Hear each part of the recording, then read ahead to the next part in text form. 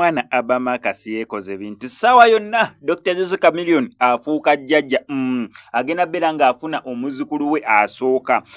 Mu kusinga abantu abazadde abaana ab'obuwala babeera basuubira abazzukulu mu ssaawa etali ya mudda oba byenjogera byebyo. Naye Abamakasi akuze sinti oba mwana muta akuze ate already yatulaga nti alina girlfriend. Kati omuntu ng'akuze ate already n'akulaga nti ninayo n'omuntu wange, kati kyekibeerera kimugaana ate okugenda mu maaso n'okubeera ng'azaala naye nga baana bato, bonna baana bato, ye ne girlfriend we bonna baana bato. So naye okusinziira ku happiness gye balimu, mukwano gwe balimu, bo balaga bali ready okubeera nga yes relationship ya bagitwala ku level eddako basobole okubeera nga baligiteekamu ezzadde. Omuntu ayinza obbalabaawo n'agamba abaana biki abaana bino olw'akayaga, kubanga so nasembayo okubeera nga nkukolerera ku Abamakasi yali anenge gyafuuwa akayaga muganda wange nga toyoya.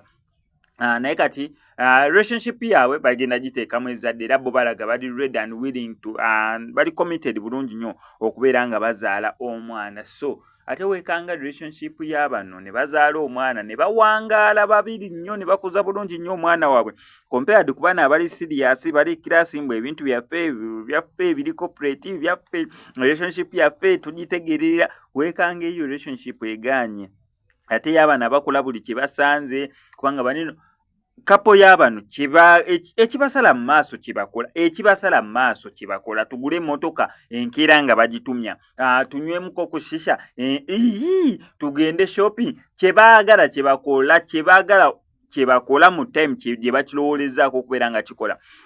Dr. Jose Chameleone tukuyozayoza okubeera nga ogenda fuuka jjajja Dr. Jose Chameleone.